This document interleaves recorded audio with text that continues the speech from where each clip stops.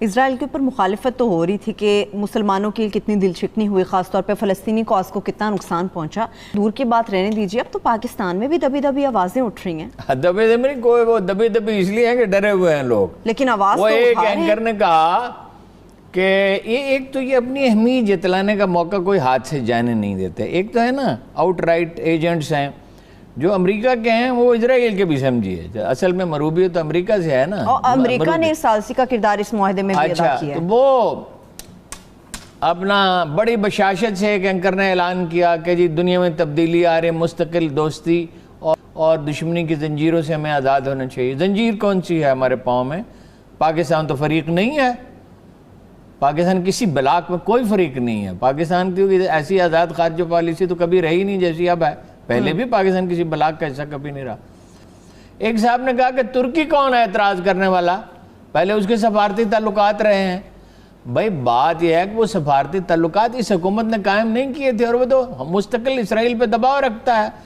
انہوں نے معافی منگوائی جب وہ فلوٹیلا والا واقعہ ہوا تھا، اور دباؤ رکھا، اور مطلب اقوام متحدہ میں ان کے خلاف بات کی، فلسطینیوں کی تائید کی، روہنگیا کے مسلمانوں کے لیے کسی نے تو اٹھنا ہے.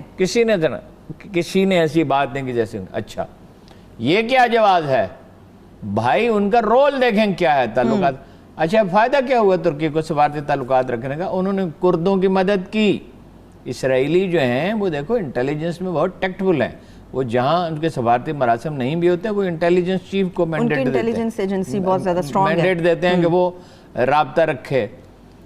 اور کردوں کو انہوں نے ہی منظم کیا، انہوں نے انکریج کیا. اور میں نے آپ سے کہا تھا، میں اب بھی اس پہ قائم ہوں کہ عرب ملک مل کے اسرائیل کی مدد سے بعض اس پہ حملہ کرنا چاہتے ہیں. ترکی پہ آسان نہیں ہے ترکی پہ حملہ کرنا. میں کوئی سنی سنائی بات نہیں کر رہا ہوں، میں جو اعلیٰ ترین سطح پہ تجزیے ہوتے ہیں ان سے واقف ہوں. اس سے بڑی بدقسمتی کیا ہے مسلمان کا ہی دشمن ہو جائے. اچھا دیکھیے ہمارے ہاں تو جو تحریکیں ہیں، ابھی ایک کریکر وغیرہ پھینکتے رہے بزدل سندھ میں.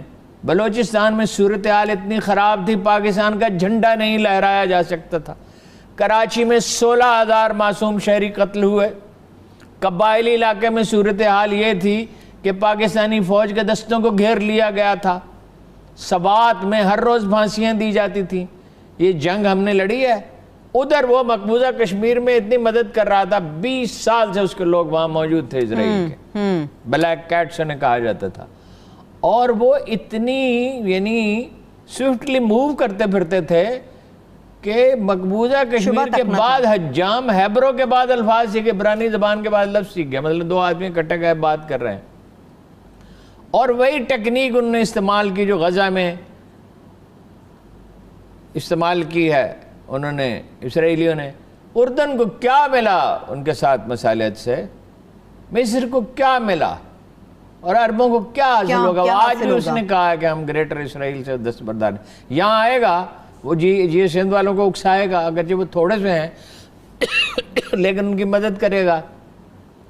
اور پیپلز پارٹی ہے جو آپ لوگوں کو کوئی اندازہ نہیں ہے کہ وہ سندھ کارڈ سندھ میں کس بے دردی سے استعمال کرتے ہیں. کبھی سندھی اخبار ہم پڑھتے نہیں ہیں نا. کبھی میں کوشش کروں گا کہ سندھی اخباروں میں جو کچھ ان کے بیانات چھپتے ہیں کس بے دردی سندھی کارڈ استعمال کرتے ہیں.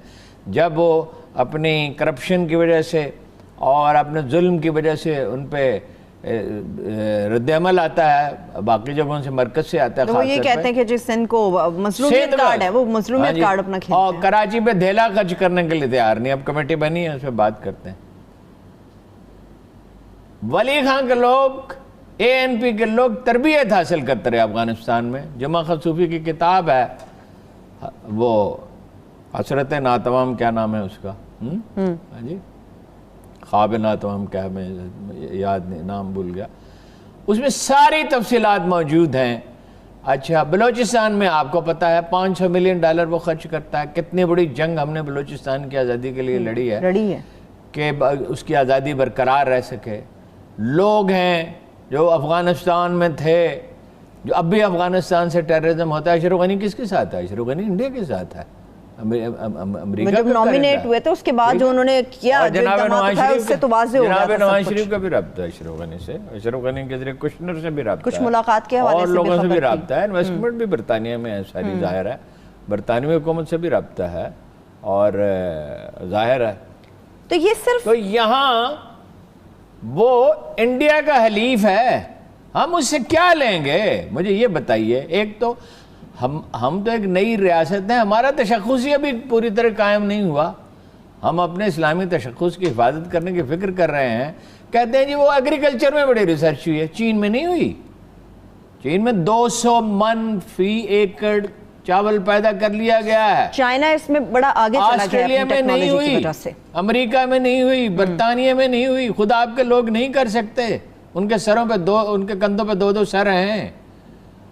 اب وہ دو ٹیکنالوجی، اسلحہ آپ ان سے لیں گے؟ اسلحہ وہ انڈیا کو ترجیح دے گا یا آپ کو دے گا؟ یہ سوال ہے. دیکھیے وہ انٹیلیجنس میں بڑی، جب آ کے بیٹھ جاتے ہیں آپ روز جھگڑا نہیں کر سکتے، ہر روز فساد نہیں. امریکی ان کے ساتھ تعاون کریں. یہاں جو امریکی ہیں جن کے ایجنٹ ہیں وہ انہیں کیوں کلٹیویٹ نہیں کر سکتے؟ جو لوگ کل سوویت یونین کے لیے کام کر رہے تھے آج امریکہ کے لیے کام کر رہے ہیں. اور یہ کسی کا اگر خیال ہے نا کہ مساعد یہاں موجود نہیں، تو یہاں موجود ہے. یہاں اب میں نام نہیں لینا چاہتا کس نے ماضی میں اسرائیل کا دورہ کیا اور اس کو تسلیم کرنے کی حمایت کی. یہ کہا جا سکتا ہے ہمارے سیاست دانوں میں سے کسی نے ایسی بات نہیں کی کہ اس کو تسلیم کیا جائے. ہمارے سیاست دیکھیں عمران خان کا وہ کلپ شاید موجود ہو، وہ چلا دیں کہ اگر موجود ہے کہ وہ جرنلسٹ کو اس نے انٹرویو دیا کہ سوال ہی پیدا نہیں تھا. کسی کی ہمت نہیں. آپ ایک قادیانی کو اکنامک کمیٹی میں شامل کرتے ہیں. کل بھی میں نے کہا تھا یہ تو آپ اس کو تو برقرار رکھ نہیں سکتے. اسرائیل کو جو تسلیم کرنے کی کوشش کرے گا، یہ پاکستان ہے، یہ مصر نہیں ہے جہاں فوج کی حکومت ہے اور مار ڈالا گیا لوگوں کو 50 سال سے 60 سال سے غلام بنا کے رکھا گیا. یہ چھوٹی چھوٹی یہ امارات نہیں ہیں، یہ چھوٹی بادشاہتیں نہیں ہیں چھوٹی چھوٹی جہاں لوگ سانس نہیں لے سکتے. چلے مولانا حضرات تو اس کے خلاف ہے نا، مولانا حضرات تو اس کے خلاف ہے کہ اسرائیل کو تسلیم نہیں کیا جائے گا. پاکستان کے اندر بڑی ان کی مضبوط آواز ہوتی ہے. حمایت کی ہے. ایم کیو ایم کو موقع ملے ضرور حمایت کرے گی. ہمارے بعض جرنلسٹوں نے دبی زبان میں کی ہے. اس کا نتیجہ دیکھ لیں گے. فورم کون سا ہوتا ہے فیصلے کا؟ پارلیمنٹ ہوتا ہے. پارلیمنٹ کا اجلاس بلائیں. اچھا یہ کہ بعض اوقات اس طرح کے نازک معاملات میں ہوتا ہے کہ کھلے عام بحث سے بند کمرے میں بلا لیں. پارلیمنٹ کا اجلاس بلا لیں اور فیصلہ کر لیں. فیصلہ کر لیں، ریفرینڈم کرا لیں، لوگوں سے پوچھ لیں خلق خدا کیا چاہتی ہے. حیرت ہے مولانا فضل الرحمان صاحب کی کوئی سٹیٹمنٹ نہیں آئی اس کے اوپر؟ نہیں مولانا فضل الرحمان نے مخالفت کی. اچھا مخالفت کی ہے اس کی. ہاں وہ انہوں نے باچا خان مرکز میں، اس سے غلط فہمی اس طرح پیدا ہوئی کہ باچا خان مرکز میں جب وہ بات کر رہے تھے وہ تو لوکل پالیٹکس پہ بات کر رہے تھے. تو اے این پی کے جو میاں صاحب ہیں سیکرٹری اطلاعات، انہوں نے انڈائریکٹلی حمایت کی کہ زمانہ بدل رہا ہے، اس کے تقاضوں کو ملحوظ رہا. مفہوم یہ تھا، الفاظ یہ نہیں تھے. تو مولانا نے بعد میں صاف الفاظ میں کہا، دیکھیے ہماری صاف الفاظ میں کہا کہ نہیں یہ غلط ہے، اس کو تسلیم نہیں کیا جا سکتا. قائد اعظم نے کیا کہا تھا؟ اقبال ہے اس عمر میں جب وہ سفر کرنا نہیں چاہتے تھے اور اس کا شاعری میں ان کا ذکر ہے کہ میں اس حالت میں یہاں پہنچا ہوں. فلسطین گئے، وہ مفتی اعظم فلسطین کی دعوت پہ فلسطین گئے. وہ ہمارا تو ایک واضح موقف رہا ہے. اب یہ کوئی لیڈرشپ ہو تو اس کو پتہ چلے. دیکھیے امریکہ جو ہے وہ برطانیہ سے کہہ رہا تھا کہ اقتدار کانگریس کی میجارٹی کے حوالے کرو. قائد اعظم نے خط لکھا امریکی وزارت خارجہ کو کہ مسلمانوں نے عالمگیر جنگ میں آپ کی تائید کی ہے اور آپ نظر انداز کرتے ہیں تو عالم اسلام میں اس کا رد عمل ہوگا. یہ خط لکھا گیا تھا. آدمی بھیجے وہاں، لوگ بھیجے وہاں لابنگ کے لیے. دیکھیں وہ سمجھتے تھے نا پالیٹکس ہو. حالانکہ ہمارا عالم اسلام پہ اس وقت کون سا رسوخ تھا، ملک تو بنا نہیں تھا. مگر دیکھیے بات سمجھانے کی طاقت ایک نفسیاتی چیز ہے. اس کے بعد امریکہ کا رویہ بدل گیا.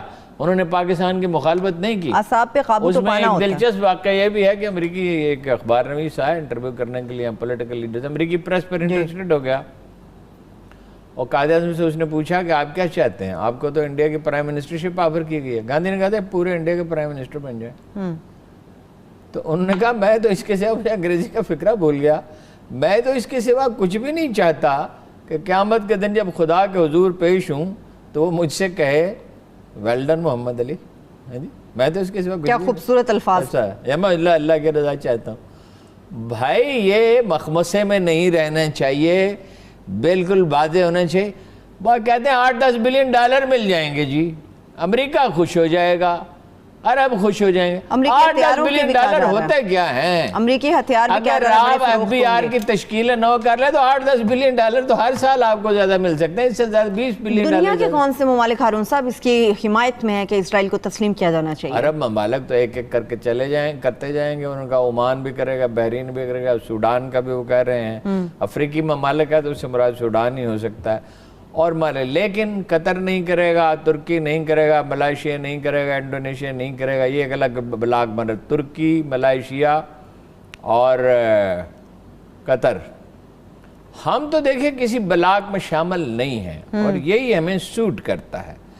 ہم تو جہاں کوئی تنازع، ابھی ایک تنازع پیدا ہوا، ابھی اس کو سلجھانے کی کوشش کی جا رہی ہے اور انشاءاللہ سلجھ جائے گا، ہر چیز ٹھیک ہو جائے گی۔ ٹھیک، ہمیں تو قدرت نے ایک شاندار موقع عطا کیا ہے، مکمل غیر جانبداری اختیار کی۔ مگر کب تک ہارون صاحب، کب تک؟ جب دنیا دو بلاکس میں تقسیم ہو جائے گی، پاکستان کو کسی کا حصہ بننا پڑے گا۔ تقسیم سچ نہیں ہوگی۔ دیکھیے ہم مائل تو رہیں گے چین کی طرف، اس لیے کہ اپنے ڈیفنس کے لیے ہمیں کوآپریشن اگر مل سکتی۔ ترکی تو وہاں دور بیٹھا ہوا ہے، ٹھیک ہے، خیر خواہی تو ان میں ہمارے لیے بہت ہے۔ ہمسایہ میں سے چائنا سے مل سکتی ہے۔ وہ پاکستان کا ترانہ بھی یاد کر لیا اس نے، آپ کو پتا ہے اردوان صاحب نے پاکستان کا ترانہ بھی یاد کر لیا ہے۔ حافظہ بڑا اچھا ہے اس عمر میں ان کا، جی ایسا حافظہ میں نے صرف حکمت یار کا ماشاءاللہ، تلاوت بھی بڑی کہ وہ 60 سال کی عمر میں انہوں نے 18 سپارے حفظ کیے تھے کبھی جوانی میں، تو 60 سال کی عمر میں باقی 12 سپارے بھی حفظ کر لیے۔ سبحان اللہ، بہت کم لوگ ایسے ہوتے ہیں،